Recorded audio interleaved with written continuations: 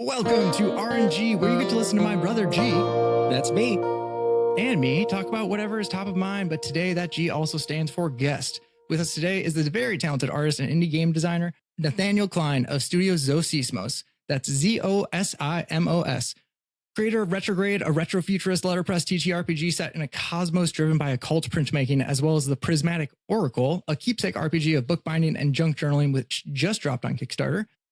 Nathaniel, welcome to the show.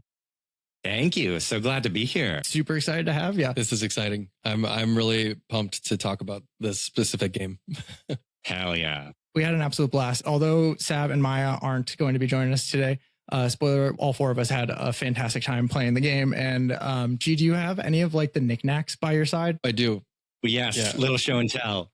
We're gonna glue them down where they were. We took a picture, but we have a whole bag of our crafts and odds and ends and our little knickknacks that we got throughout the way. And we had some awesome correlative stories by them. Hell yeah. I thought it was going to be silly, and it turned into such a depthy exploration of these objects. It really is amazing, like what the cue from those physical artifacts gives you. And I just think it's so much fun to like put the like picture together one puzzle piece at a time that way. It felt like there was levels to it, because maybe it was because we were playing it as an actual play, so that we did it very phase by phase to keep it as clean as can be. I feel like there's a way that you could do it, just play this game, an entire Sunday and just like be collecting stuff all day long and just rolling stuff every once in a while. But, we're playing very quickly over a sense of an hour and a half. And from the beginning, from the very get-go, there were motifs and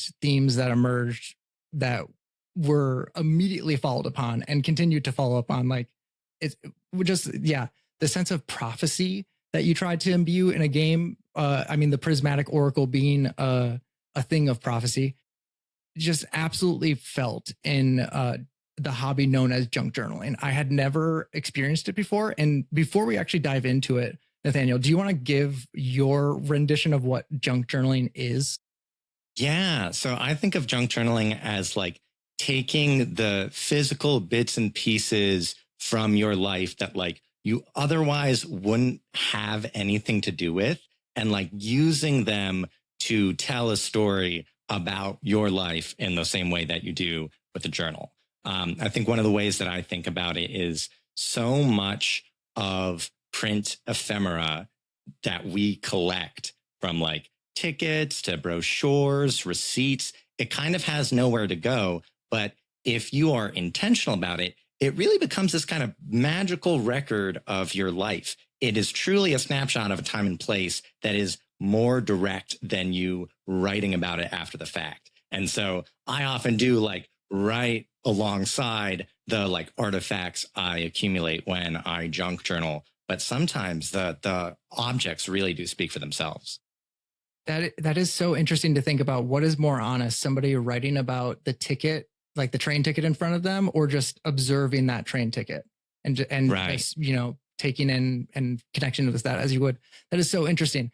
Wow. There's a tactile stimulation of those. But just before we move on, there was like a genuine memory stimulation. I guess the only time I've ever accidentally junk journaled before was keeping like a keepsake box of old movie tickets and things like that. To see that kind of displayed and worked into a story and share that with 3 other people was just a cool experience of mental exploration and what it did to the imagination and what directions we went with our role play.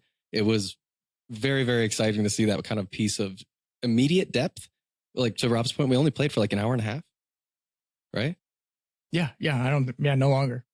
That's wild. Yeah. Yeah. Immediately found a story that came together from, again, just what could be called junk. But I also, as a very strongly neurodivergent person, most of the stuff that we put on the table was stuff that I already consider treasure. Just the average person wouldn't. Yeah. But what you said earlier in your description of that you might not have a use for otherwise. And so we tossed down like a bunch of old art and just all of these things that felt really special to us, but were otherwise just collecting dust on a shelf. Yeah. I mean, it's exactly the same way for me. I have like tons of secret troves in different places in my house that like they've not accrued for like particular purpose. I just don't want to get rid of them. And so like this in part emerged because it's like, okay, I actually do want to create something with this. A perfect example is I have a ton of like stickers that I've accrued from like other artists or just like stuff I've bought. And like, they're not necessarily the kind of thing that I'm going to throw on my laptop, but like, I don't want that to just like sit there. It's great when you can actually do something with that. Yeah, absolutely. I just had like a facepalm moment that I didn't bring my booklet of stickers. That is just, it's just, yeah, I can open the booklet and I can look at them. But I mean, again, towards the point of what you was saying about how we found meaning just right away. Like as soon as one thing hit that piece of brown paper that we were using, we use such bare minimum pieces of this. There's a way that, again, a whole Sunday where you buy the coolest base journal that you could ever find and really pretty it up. But even with the Stickman version of that, we felt something immediately as soon as we decided to. 100%. Hell yeah. That's a good summary of what that game evoked is meaning more than anything, for me at least. But before we get too depthly into conversation, I do have some rapid fire questions just to get us warmed up. So Nathaniel, get ready, get on your toes. Hit me with your, what's the phrase? First thought, best thought. Okay. I'm ready. Junk or journal? Journal. Pen or quill? Pen. Spell or science? Spell. Paper or parchment? Paper. Good answer. Past or present? Past. Wow, you surprised me with some of those. Like this last one, my segue was, well, with no time like the present, let's get to the rest of the interview. So that's not going to work. But, with no time like the past, cut 15 minutes of airtime where I thought for a long time. But no, truly, Nathaniel, really great to have you. My main question for you today, and what I hope this little series about the intersection of RPGs and art, I hope to talk about your creative process, and I hope to get at, for me, why it's so important that art exists within TTRPGs. But my specific question for you, as both an artist and a game designer, where do you find that those two skill sets complement each other, and where do you find that they clash? So starting with that first part, whatever answers you got, I'd love to know. Compliment. Okay. So starting with compliment, I think that when I have an idea for a game, I am always looking at it as a holistic thing. When that idea begins, it's probably going to start off from like one specific idea. Sometimes that is like a mechanic. If I'm tooling around with some games I like and I'm like not fully satisfied with what the mechanics are, I'll try to break it. I'll try to like combine it with other games that I like. I'll make modifications, whatever. That can be kind of an into a game, but it's not a complete picture by any means. That, like, by definition for me is involving putting design together with art, together with writing, together with envisioning the finished physical book that it's ultimately going to become. I really need to have some feel of what all of those different pieces are going to be before I feel confident enough to say, this is going to be my next project. This is what I'm going to like fire all thrusters for. So when I get into that groove, the complementariness, it just like comes naturally. When I am working on those games, I'll often like switch gears pretty quickly and easily between like sketching out a character and writing out a scene and an adventure.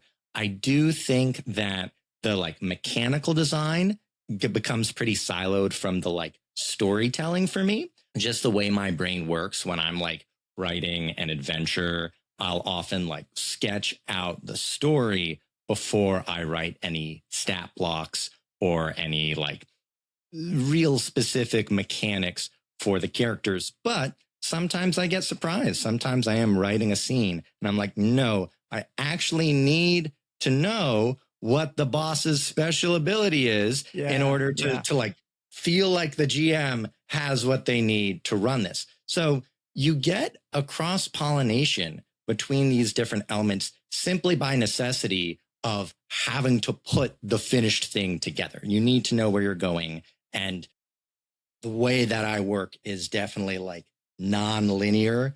I jump around all the time. And the good thing about that is I have no shortage of like cross-pollination material to get. The bad part of it is that it can get jumbled pretty easily. So that I think is where the conflict with it comes in. If I get stuck in any one part of it, the whole thing can kind of grind to a halt. And it's tricky to try to get back to that bigger picture once you get stuck on that siloed thing. If I'm like, I don't know how to get this story through without like knowing what the world visually looks like, without knowing what the mechanics are going to be to drive those encounters, it's tricky. Totally. It's tricky. Yeah. That hits a relatable note in just creation in general. Yeah. Music in all different formats, like keeping an eye on that whole picture as you're trying to balance these two different aspects of self. It's been really awesome to see like how much you add to just like with the game that we played. There's art, there's, character creation. There's these things that definitely take two different mindsets.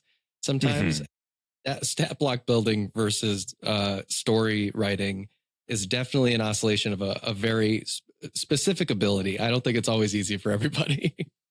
Totally. I appreciate it. And it's not easy for me either. It's probably the least favorite part of designing RPGs for me is like sitting down and making sure everything is statted well before I move on. And not to get too far ahead of myself, but it's part of why creating Prismatic Oracle was so much fun for me, because I can engage the like purely creative part of design. There was no part of it that was like didactic and busy work for me. It was all about like, how do I get the idea into something usable?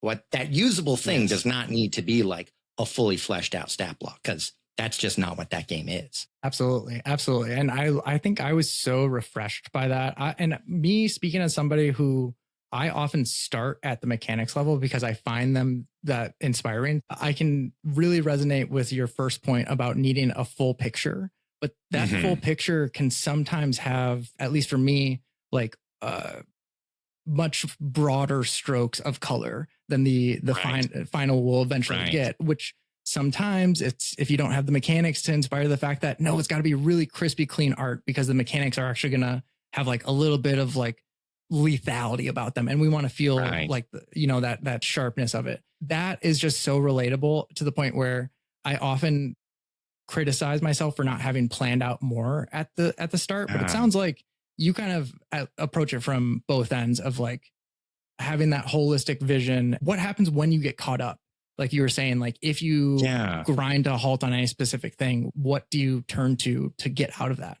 Great question. Yeah, it is. It is a great question. I think the way, and this is so like lazy of me in a way, the way that I get out of it is I work on something else. I mean, I kind of always have at least 2 or 3 projects spinning, so that it really happens like a charm. There's not been a single game project like this that I've worked on that like I was consistently energized by throughout. I always hit a wall, and that was like, okay, if I'm not going to do the work I need to do, I'm going to do my fun work right now. And that's going to be the next project that comes after that. And so that has been really handy, because it means that like, I get to this point where I'm like, oh, thank you, me from the past. My so-called procrastination has actually made my present so much easier than it needed to be. So that is fortunate of the kind of like all over the place design process that I have. But I definitely do like encounter those roadblocks. I think one of the things that you were talking about is like, how do I like fit things into that holistic vision when I, encounter something that I didn't fully plan for? Here's just like a specific example of something that looks like. When I was laying out one of my recent games, Ephemeris, I had my spreadsheet of illustrations. I was like, this is the page number these are going to go on to, boom, boom, boom. And it wasn't until my like final play test concluded that I was like, oh, I don't have an illustration of like the boss on the boss page. That is kind of important. They might need to know. It might be helpful for the GM to have some kind of visual reference of what the players are up against here. Yeah, funny. so you'd be surprised what falls through the cracks. But the good news is when there is something that is so clearly like needs to be done, that is such a like a fire for me to like boom, boom, boom, get it done. Yeah, almost redirecting a little bit, and it's like, oh no, this is something I can do right now. Exactly. Yeah, I think that's one of the multifaceted nature of my work means that the timeline of everything is long. But the good news is that when there is a problem, I can usually fix it myself. It just will sometimes take me more work than I wish I had to do. Yeah, absolutely. This actually, you're inspiring me to get to skip ahead to a question that I had. Well, one, you've already answered my next question, which was when it comes to inspiration, what normally drives a game and what drove this one. And it sounds like Prismatic Oracle came from a very refreshing place of just pure creative juices flowing forward and not having to be paused by much crunch, which from my experience, absolutely loved it. Thank you. I'm glad. Yeah. I think that facet of the inspiration definitely did come from like a creative output, but it also definitely did start as a side project from other things that I did not want to be working on. Yeah. So that touches on another question I had for a little bit later. In an era of AI slop, the decision to go with a laborious form of art like printmaking feels like a form of protest. Yeah. Does it feel that way to you, or does it come from just a commitment to a style? Because I'm sensing a bit of both. I think it is absolutely a bit of both. And this is not like a fully fledged idea. You guys are going to help me articulate this in real time. But I've been thinking about this a lot because I do think that my idea for Prismatic Oracle and for my previous games, Retrograde and Ephemeris, I think it did arise from like a sincere interest in these art forms, in letterpress, in line of cut, in risograph. But I also think that part of the reason I'm interested in that is as this form of protest. And I think it's something that a lot of people are implicitly feeling, even if they're not necessarily able to like articulate it. But I think something like risograph is a perfect example of the thing that all of us are looking for when we see AI slop, when we see like the failure of social media to deliver what it was promised to do and make us all more connected. I mean, like, does that actually do that for us? Because it doesn't do it for me, you know? It's isolating and makes us angry. Yeah, it is so frustrating. And the thing about physical art is that I think it makes it easy to implicitly feel the human on the other end. That like when you are handling something that like you can feel in the physical paper, the impression that the press left in it. When you pick up a risograph printed book and some of the ink smudges off on your fingers, like those are beautiful imperfections, we might say, but they're also evidence of humanity.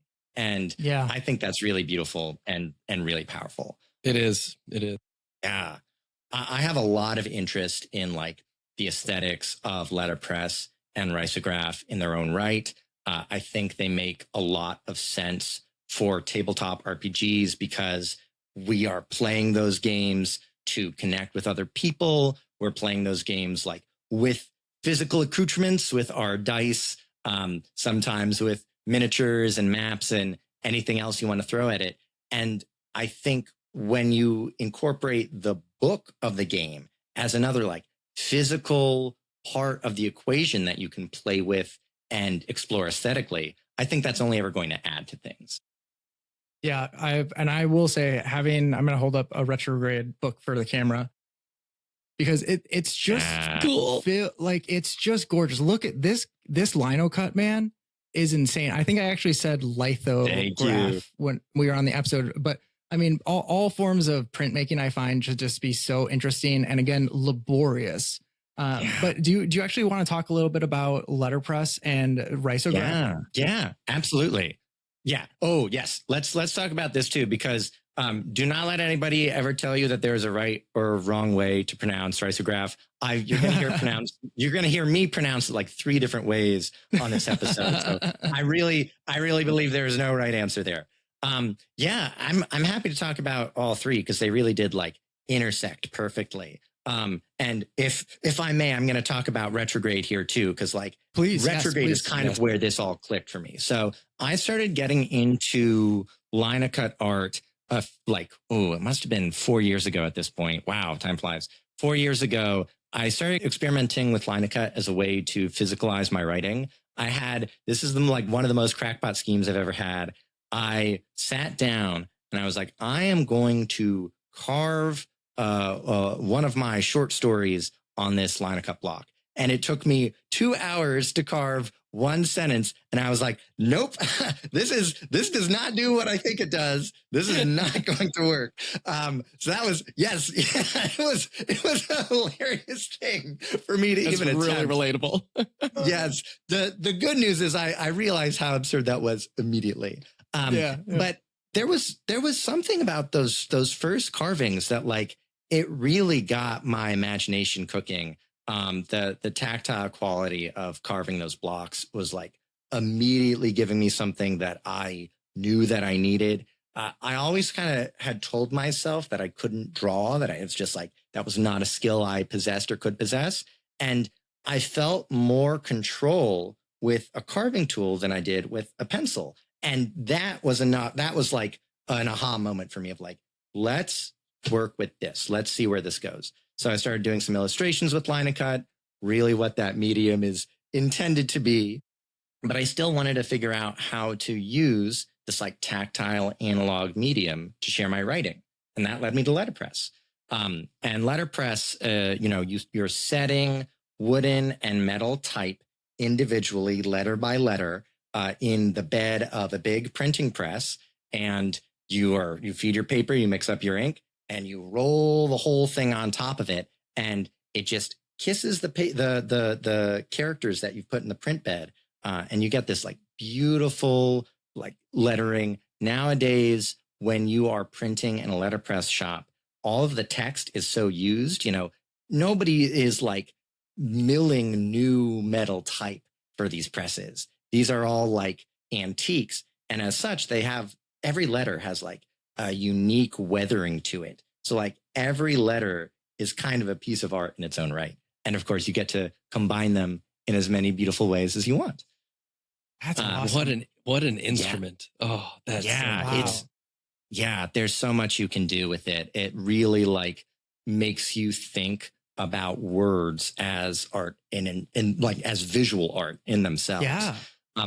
One of the cool things about letterpress too is modern technology has also helped us like define more ways to like capture the power of these machines without necessarily resorting to like every individual character. So with retrograde, the covers are printed using photopolymer plates on letterpress. So these are like, you can make any image a photopolymer plate. Basically, you like create a film of your image, and then you feed it into this big machine that like UV scans soft plastic into the image on the film. And then the machine hardens it and it becomes a solid print plate that you can print with on a letterpress machine. And that is how I made retrograde. Yeah. Wow. Yeah. And I thought that like that would be all that retrograde was. Basically, it would be like the letterpress prints of the cover. I had another crackpot scheme to print the whole book on my home printer. And that would have worked well enough for 10 copies. It would not have worked for 200 copies of 4 different books. So very luckily, when I was working on retrograde, I discovered risograph. And risograph is like really what got me cooking, because risograph takes like the analog feel of something like letterpress, and it brings it up to our modern age, basically. For folks who have not encountered Risograph before, Risograph machine is basically a combination of a Xerox machine and a screen printer. So you scan something in and it makes a stencil of the scan.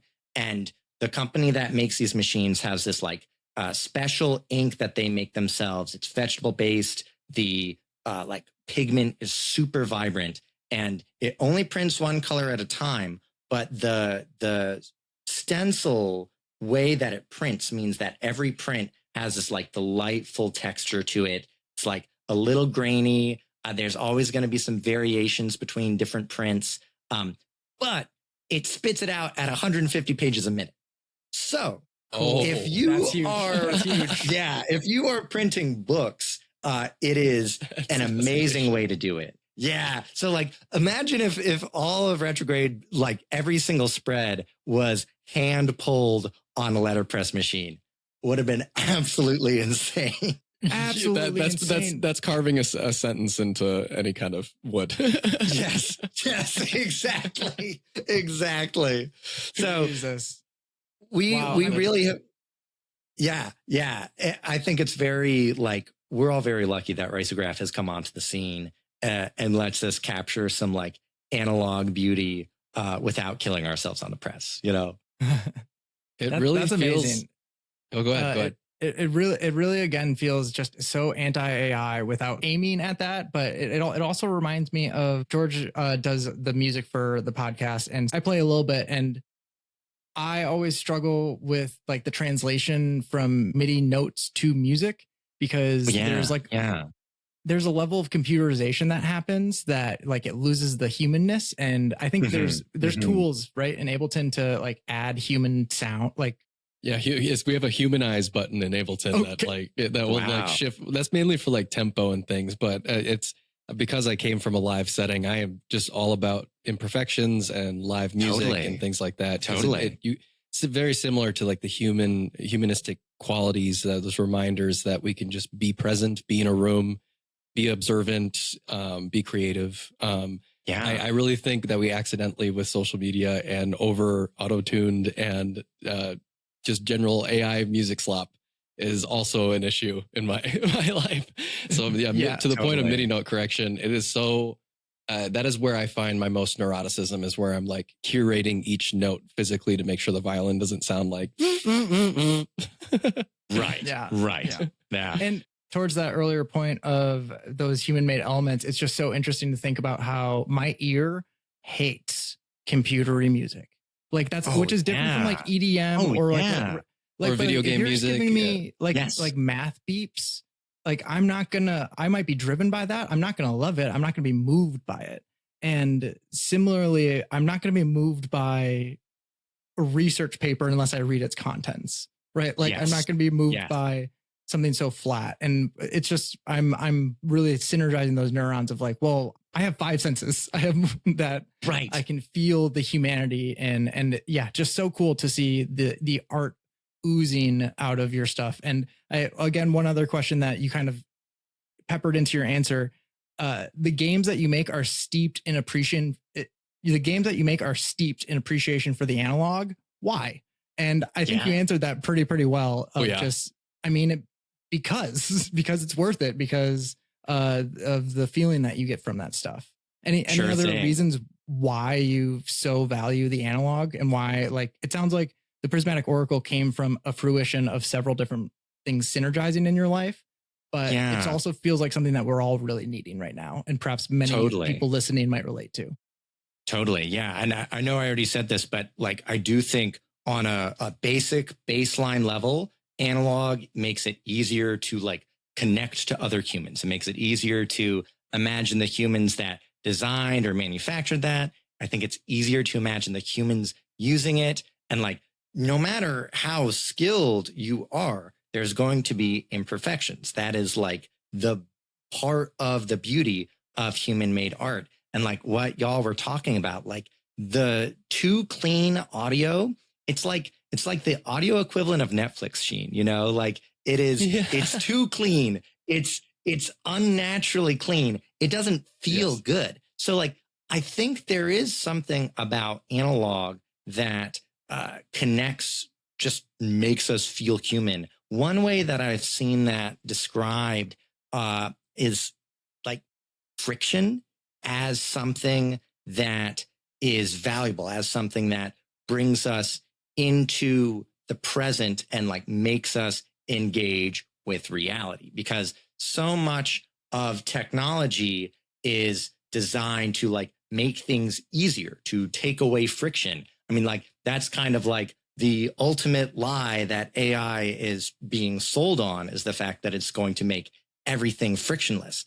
I think one of the things that people are starting to articulate is that's not actually what we want. That's often unpleasant. For me, like imagining that makes me feel too much like I'm in the experience machine, you know, that like I'm not living real life, that I'm like trying to be sold a perfect unreality. And I am honestly just not very interested in that. And I think there's a lot of ways that we can like try to escape that. And for me, like my little slice of that is analog art, analog printmaking. Absolutely. It is so cool to it's kind of a dysphoric experience to be in this overly cleaned up, frictionless environment that we've accidentally or on purpose aimed for socially. And it's really, it was the first word I had, I think, when Rob pulled me over to your stall was how refreshing. It was like, it was a refreshment I didn't know I needed, away from these clean corners and perfect edges and things. And I mean, we've purchased a lot of games recently, and there was one that I pulled out. It just looked so pristine and new that I was like, I almost didn't want to use it. And there was this immediate connection with your stuff to like handle it, to touch it, to read it, to explore it. And that I didn't know I needed that. So thank you so much for staying analog. Hell yeah. Oh, of course. It's my pleasure. And honestly, I don't know what I would do with myself otherwise, you know? I think in some ways, I think of analog as just like the lens that I'm looking at work. I mean, it's kind of started in part as a practicality of me saying like, how can I go about creating my games physically? And like letterpress and photograph were things that like were immediately available to me in my community, along with interest in the aesthetics. Part of the equation of analog art is that it's accessible to me. There is a letterpress shops in my community in Madison that like offer classes available to the public. There is a Riso shop communication that offers memberships for folks who are interested in it. And I think that accessibility and that practicality is an important part of the equation. I think that people are only going to create if they have the means to, not to like get too far beyond our little slice. But I think that we are dependent on things that like we don't fully understand how they work and how they're made. And like, that's not a problem in and of itself, but it does result in some problems where like, if we're looking at like AI and big tech, you know, not only are they custodians of, you know, data that we're not really aware of when it's being harvested, and we certainly don't have any idea what it's being used for. The gatekeepers are completely beyond us, and they have their own agenda. Not that I would be like losing something necessarily by like having my games printed in another way, but there is a lot of satisfaction for me that like this is something that I am able to do with the resources in my community. Yeah, that's amazing. I love that idea of accessibility, especially because gaming in general is accessible in a way, but there's 1,001 ways where it's not. And price point is one of them. Like you can, yes, it's arguably cheap, quote unquote, to print something that is the size of a zine as compared to many other creative endeavors. But to really get into the industry, like the money could be there much more from some of the gatekeepers on high, perhaps, because there is such a true need for community driven resources where it's like these are things that foster connection. Yes. Knowing how to use a letterpress, I'm realizing I'm kind of getting Benjamin Franklin'd up right now, because like just there are certain things where, like my camping stove, for example, it's an old model that I can see exactly how it works. Like you can all and stuff. Like it's not my cell phone that I can't understand in the slightest. Totally.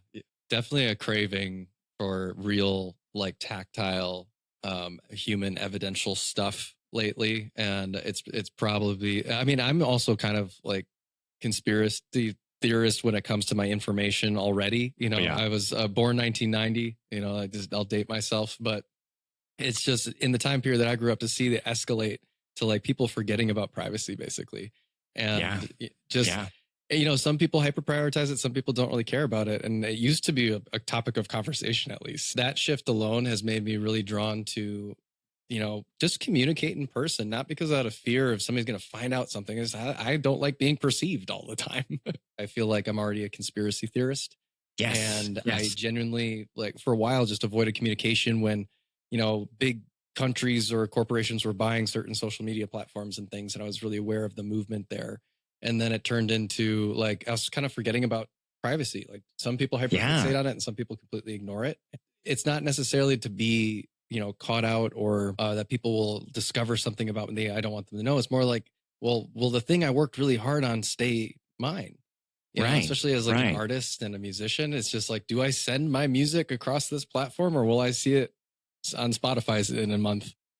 Yeah, it's a rough landscape. And like, I feel like one of the realities of creating art nowadays is having to take that risk that like somebody and especially like a shadowy corporation may harvest your data and steal your shit. And like that is a hard pill to swallow. And it's something that like, as much as I'm able to, I just kind of have to trust that people will see the person behind the thing that they enjoy. And if that's something that they value, they will try to give what they're able to help that thing become a reality. Yeah. We felt you in the room when we were playing Temple of Prismos. Yeah. I will say, to round this back to Temple of Prismos, one of the most refreshing things about it is, and connecting to the AI theme, I love that it's very much heavily implied that there's an organic sense of nature to the Prismatic Oracle itself. It feels like it doesn't feel like that classic AI trope that I'm now kind of hating all the time of like the machine is so smart that it can simulate life. No, just give me life in a bubble. Like just give me the wisdom of life. And one of us as players actually delved into that, and Maya just had like a really cool connection that slowly built between her path as a quote wise one from her village and coming for a pilgrimage to this place and receiving very organic, like natural seeming advice rather than beep bop boop bop. Let me scrape all your data. Next wise one coming along. I love that so much. Oh man. It was very straightforward. I loved all of our tropes because we started with very depthy questions. I was actually kind of interested in your input. We ended up very introspective and explorative in, I think, these deeper journeys. It might have started with the questions that we had for an oracle. We started with like, what is reality, or is this real? We talked about how many times have I been reincarnated. So we started from a very depthy place. But I'm curious if there was intent around making this a little bit of a introspective experience. Definitely. I mean, I think introspection is going to happen naturally with how the characters are interacting with the artifacts, their encounter, and how you as the player are choosing to record them. And it definitely comes back to like, at its heart, this is a junk journaling game that like when you are sitting down to journal something, that is introspective. When you are junk journaling from like real life, that is an introspective act. You're going and kind of organizing the artifacts that you have from your real lived experience. And so introspection is definitely like on my mind when I'm thinking about how the characters are exploring the temple. And I'm really excited to hear like the depth that you guys found. And also if I'm hearing right, the ways that things kind of started like intertwining almost naturally. Because one of the things that I was trying to do when I was writing the locations is striking a balance between like specificity and the abstract, giving you enough to go on, and even sometimes some like really crisp, specific images that you can latch onto, but you never get the whole picture. You always get more questions. And I think that's naturally going to lead you down like introspective journey. And the wonderful thing about that is that lends itself perfectly to storytelling. Like you are going on a journey when you're pulling on those threads and like trying to find specificity amidst, the ether. Completely agree. Even the very first specificity that we found playing the game, and a nod to the brilliance of that. I think you struck a really good balance between specificity and abstract. Always a hard thing to do as a GM, because you also, even in an ideal setting, you want to leave space for players to attach onto it in whatever ways they want to. And so even setting down upon the planet Encaustic and talking about the wax sea. The wax sea. My very first inclination was like, so what was that super cozy ship that we just got off of? And then everyone looked at me and we're like, bitch, we walked over that wax sea. And I'm like, you can walk over it. Oh my God, you can. That's cool. Awesome. That's awesome. Yeah. The immediate twist of like, we jump off ship and we walk the wax sea because we're like, well, if it's actually wax, that was amazing. And I to your point of like the intertwining objects, it was so cool to we just start with this question and a slight character description and a little bit of a background. And immediately after I picked my objects and saw them laid out, I'm like, oh, that's my story. And then we go into a room and I'm like, oh, that's my story. And but it was telling one the whole time. It was just really wonderful how it shifted and turned until I got to the end, and it didn't feel like I was frivolous and didn't pick a right path. It felt like, oh, this is the result. I'm an alien with a barcode and I'm about to be beamed up outside a desert cafe. Right. Hell yeah. No spoilers. We'll try not to give you any spoilers, Nathaniel, but the roles that also came out were wildly in line. I know that there are many a GM out there who are fine with fudging numbers for the fun of the game. Mm-hmm. I am not one of those. So like, I'm very clear when I'm like, all right, guys, do we want to choose or do we want to roll for this? And everyone every time chooses roll. And so we stick to it. And this was just one of those times where it was just like, gosh, this is why people play games around a table, to feel not only that sense of meaning within the physicality of it and the accoutrement, but also like the connection of shared meaning that's just kind of decided upon. Right. We're all predictive machines at the end of the day. And when you can kind of synergize with your loved ones around you and be like, oh, we're all predicting the same things. Isn't that exciting? It's like, it's pretty great. Yeah, it lights me up. It's like constantly finishing each other's sentences. Same energy of like camaraderie and continuum of an idea. No crazy episodes or wild episode spoilers, but I loved the rooms that we went into. Like, I was looking through them all, and I'm maybe biased to the rooms that we went into because we got to go into those rooms. I'm like, wow, we rolled the best rooms. Yeah. not to put a tier system to your rooms, but I like the ones we ended up in. Hell yeah. Some good ones. Do you have any favorite locations or like prophecies that you wrote in here that just springs to your mind? Yeah. So I think my absolute favorite is probably the Rainswept Cafe, just because for me, it is such a specific place in my mind. It is like, it is both a real and unreal thing. It's a conglomeration of like a ton of different diners that I know and love. So like it is made of real life that is obviously like recombined and recontextualized in an unreal way. And that is so perfect for what the Prismatic Oracle is. Yes. Yeah. I will say it sounds like y'all encountered the very pleasant psychological phenomenon of when something is randomly given to you, you tend to like it more than when you choose it. So I completely agree that like it's great when you are delightfully surprised by the roll of the dice and there's no need to fudge things. And I do hope that like every room in Prismos does give that to people. Yeah, I think it spoke to the game design. It really did. Hell yeah. You go ahead, Rob. I was just wanted to say awesome game design. Thank you. Yeah, I completely agree. And there's something about the simplicity of it. Like I often will enter a session with something very akin to just a table and like, you know, some prep notes, but like nothing outside of more than I'm going to roll and see what I'm inspired by when I read this weird cryptic sentence that I wrote about whatever the adventure is. There's just something so powerful and intentional about each room. The Rainswept Cafe, again, spoiler, but we got a chance to go there and feeling that sense of, wow, the life is shining down upon me. Sitting around with friends, I think that there's this expectation that you're going to have a good time. And when you know, like that moment in a game when like Catan gets a little bit too competitive or too many people are going for roads, the longest road. And it's like, okay, guys, gotta take a breath. Yeah, exactly.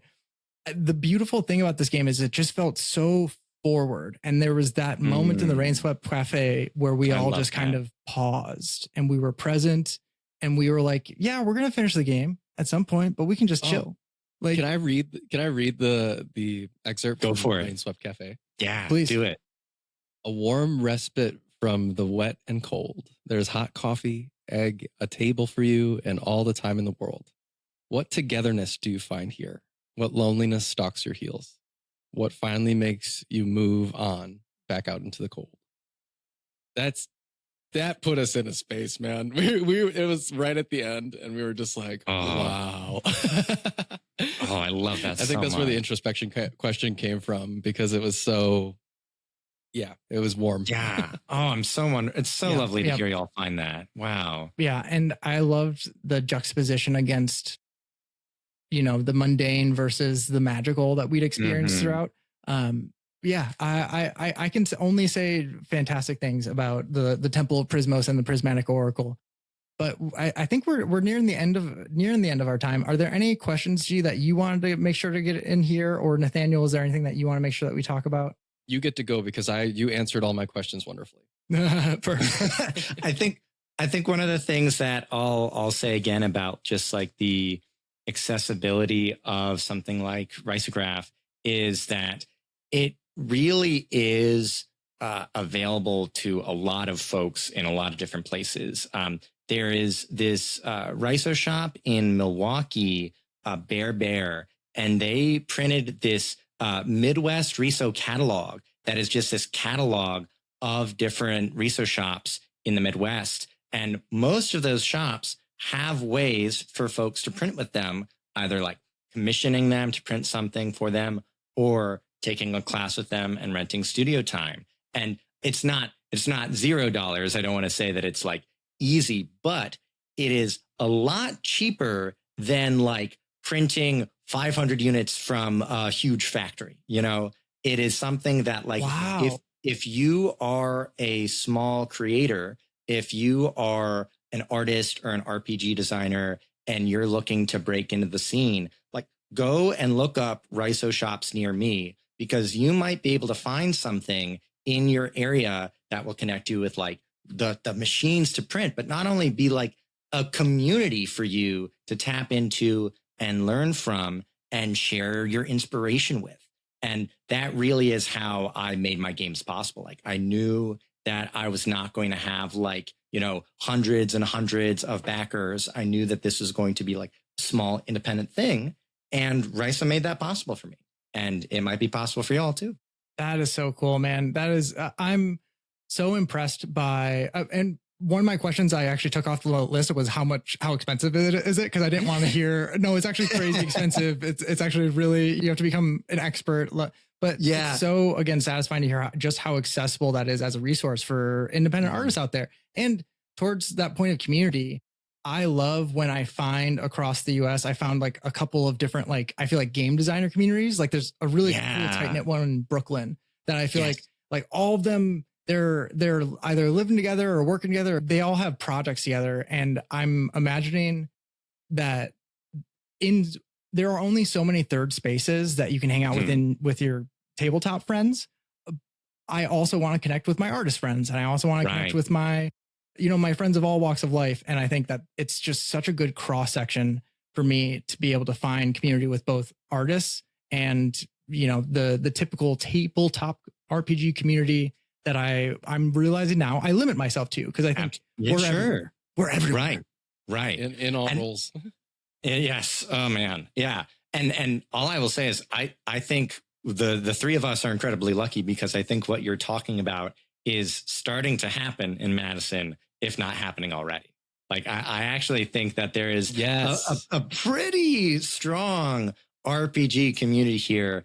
And I really think it's only going to continue to grow and grow. And I feel really lucky to like get to be a part of that. Shout out Madison, Wisconsin. Yeah. I gotta start going to more jams. Are you going to any sort of game design jams these days at any sort of recurring spots? Because if we're plugging anything, let's make sure to plug some Madison spots. So I haven't been to this yet. This is not quite Madison, but Tabletop Bookshelf in Milwaukee, I know, has like a meet designer night that like I need to get myself to get out to. I'm not sure this is at the point of becoming like a weekly thing or monthly or generally recurring, but Beefy Wizard Con was a indie RPG con that happened a few months back. And I know that the creator is going to continue to like be making events like that and running that con. There is a new org, the Magic Pixel Guild. And I know they're starting like Sunday meetups, and they're not RPG exclusive. They're like art and makers of all kinds. And I think some really fun stuff is going to happen with them soon too. Yeah. Wow. Yeah, it is blowing up. And we have Gamehole Con coming up, which I feel like gets bigger every year at the Alliance Center. Yeah. I'm so pumped for that. The RPG scene is happening here in Madison, folks. It Come really find is. it. Hell We're the yeah. popular kids now. With that, Nathaniel, I think that has been our time here, and we really enjoyed having you on RnG, and I haven't decided an outro for this. So thank you so much for having me. Given the fact that RnG stands for random number generator, typically, Nathaniel, would you close us out with the number? Well, yes. 16. That's perfect. All right, everyone. With that wisdom, we will end our time here. Thank you for joining us, Dice Sizers. Now go out there and be twice kinder. Dice sized.